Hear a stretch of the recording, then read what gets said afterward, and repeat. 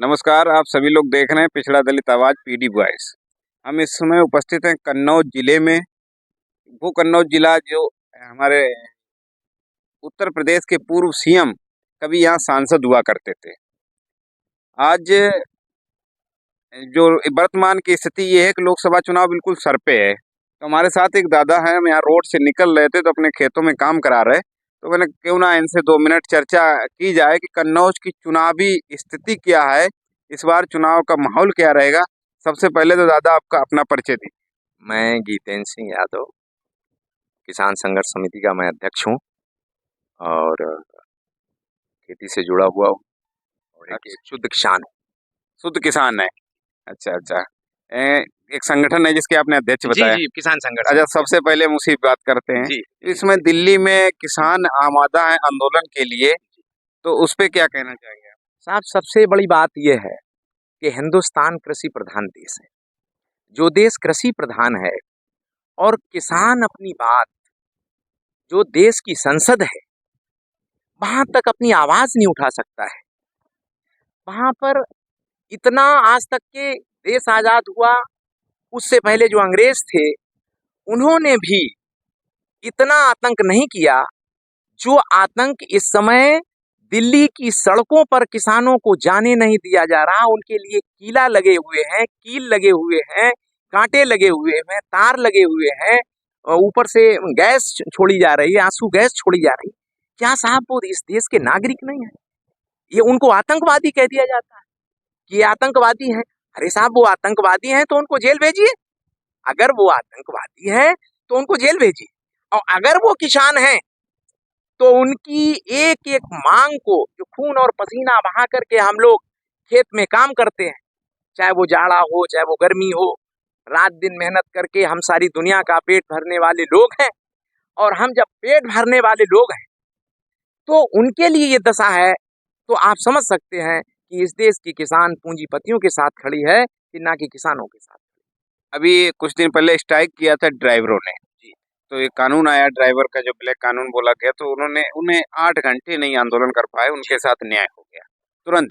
लेकिन किसानों के साथ, जब आपने कहा किसान प्रधान देश है, तो किसानों के साथ न्याय करने में ये सरकार से देरी क्यों कर रही? वो इसलिए कर रही है, वो जानते हैं यदि किसान के बेटे सक्षम हो गए तो वो आपसे क्वेश्चन करेंगे, आपसे प्रश्न करेंगे।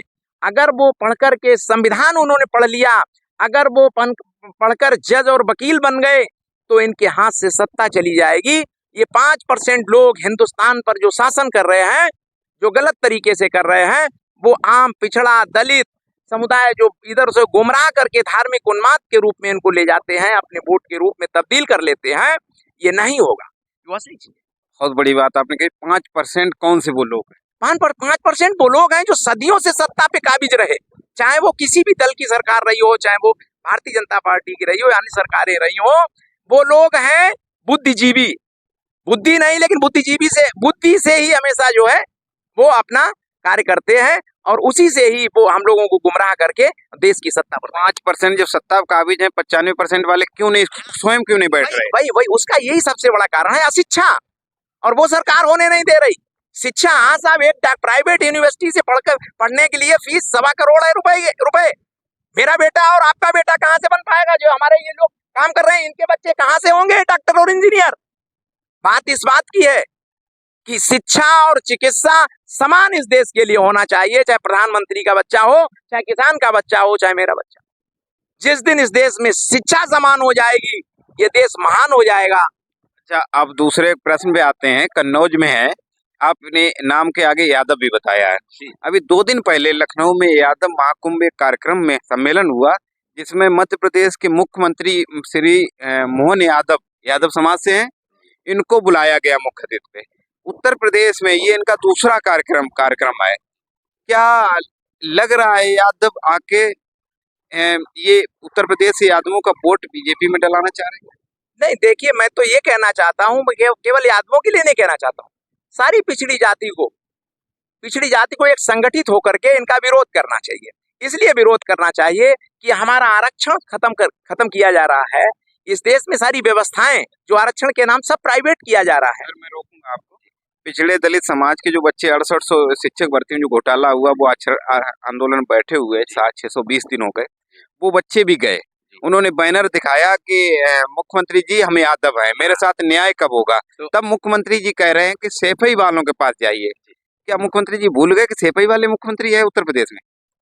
मैं भाई साहब बहुत अच्छी बात कही आपने। मैं माननीय मोहन यादव जी से, जो कि मध्य प्रदेश के मुख्यमंत्री हैं, उनसे ये कहना चाहता हूँ कि यदि आप वास्तव में भगवान कृष्ण के वंशज हैं। हाँ, ये भी कहा है कि जो अखिलेश हैं सेफई परिवार, वो राम और कृष्ण का विरोधी है। नहीं नहीं, ये बिल्कुल गलत। माननीय नेताजी हनुमान भक्त थे माननीय नेताजी, और अखिलेश जी और सांसद डिम्पल जी, दोनों लोग बहुत भक्त हैं, बहुत बड़े भक्त हैं। नवदुर्गा में बाकायदा वो 9 दिन वो व्रत रहते हैं और बहुत आध्यात्मिक प्रवृत्ति के हैं। वो अंदर से हैं, दिल से हैं, भगवान राम को मानते हैं, भगवान कृष्ण को दिल से मानते हैं। ऐसा नहीं है।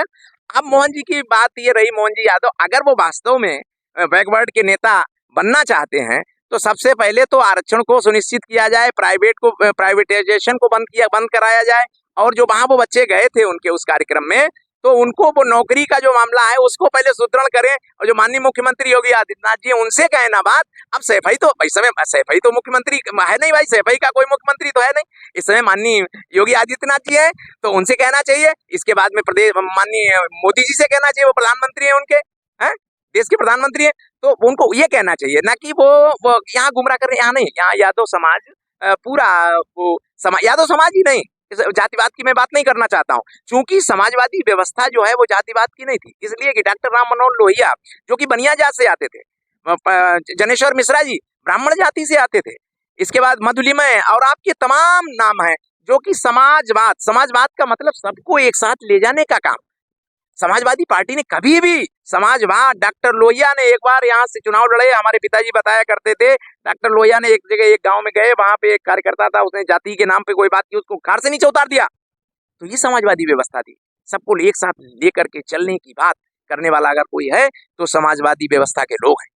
मोहन यादव जी यादवों के वोट के लिए यही उम्मीद करके बीजेपी यहाँ बुला रही होगी। बीजेपी में बहुत बड़े बड़े ओबीसी समाज के नेता हैं, फिर ये दलित समाज ओबीसी पिछड़ा जो आरक्षण घोटाला हुआ शिक्षक भर्ती में, ये बच्चे आज 620 दिनों से बैठे हुए हमारे परिवारों से भाई बहन हैं, इनको न्याय ये लोग क्यों नहीं दिला पा रहे? इसके मतलब योगी जी के सामने इनकी औकात नहीं बात करने की? नहीं नहीं नहीं, बिल्कुल बिल्कुल बिल्कुल नहीं है। और वो ये कराने ही नहीं चाहते हैं, वो नौकरी देना ही नहीं चाहते हैं, वो रोजगार देना ही नहीं चाहते हैं। भाई आप भी एक प्रदेश के मुख्यमंत्री, ये भी प्रदेश के मुख्यमंत्री, तो पहले आप सम्मेलन में जाने से बेहतर था कि उनके पास खड़े होकर कहते कि इनको पहले न्याय दो। बिल्कुल बिल्कुल यही होना चाहिए और ये कहना चाहिए, तब वो यहाँ अपनी बात करने लायक हो सकते थे। उन्होंने तो यहाँ आकर ये साबित कर दिया कि हम बैकवर्ड की राजनीति करते ही नहीं, हम सामंतवादी व्यवस्था में जीने वाले लोग हैं। ये उनको करना चाहिए कि जो यहाँ पे घोटाला हुआ इसका पर्दाफाश हो और इसमें जो है तत्काल उसकी व्यवस्था की जाए। जो बच्चे बेचारे भटक रहे हैं तो उनको रोजगार दिया जाए, ये मैं कहना चाहता हूँ। अच्छा, तो मोहन यादव का प्रभाव कन्नौज में नहीं पड़ पाएगा? नहीं, मोहन यादव जी वो तो तात्कालिक अलग विषय है, किस रूप में किन परिस्थितियों में कैसे बना दिया गया उन्हें, वो अलग विषय है। और हम समाजवादी व्यवस्था जातिवाद की है ही नहीं, और उनको कोई वोट देने वाला नहीं है। प्रदेश में पूरा प्रदेश में परिवर्तन होगा और पूरे देश में परिवर्तन की लहर है। ये मौन लहर है। मौन लहर बहुत खतरनाक होती है, तूफान आने से पहले अगर मौन है तो भयंकर तूफान आएगा। एक क्वेश्चन और आपसे जी, कल 9 तारीख है, सुनने में आ रहा है कि मायावती जी प्रधानमंत्री का चेहरा बनकर अगर इंडिया गठबंधन में आती है तो इसका क्या? बिल्कुल बिल्कुल स्वागत है उनका, और गठबंधन में उनको भी शामिल होना चाहिए कि कुछ आप पिछड़ा दलित, बिल्कुल बिल्कुल बिल्कुल होना चाहिए, बिल्कुल होना चाहिए, और सारे लोगों के एक होना चाहिए। ये अगर एक नहीं होंगे तो इस देश का संविधान नहीं बचेगा, इस देश का विधान नहीं बचेगा, कानून नहीं बचेगा, क्योंकि बहुत खतरनाक लोग सत्ता पे बैठे हुए। ये थे हमारे कन्नौज के किसान नेता, जिन्होंने कई मुद्दों पर बात की और मैक्सिमम इन्होंने पिछड़ा दलित आरक्षण पे बहुत चिंता जताई। मोहन यादव जी जैसे तमाम नेता जो बीजेपी में बने बैठे हैं, उनके लिए इनका एक सीधा सीधा संदेश है कि अगर वाकई में पिछड़े और दलित की नेतृत्व आप करना चाहते हो तो पहले उस समाज को संवैधानिक अधिकार दिलाइए, जो उनका हक हुकूक छीना जा रहा, जो उनके साथ बेईमानी हुई, पहले वो न्याय दिलाइए, उसके बाद प्रदेश में आप घुसिए, तब आपको जनता सुनना चाहेगी, अन्यथा आपका आना बेकार जाएगा। आगे जुड़े रहिए अगली खबर के साथ।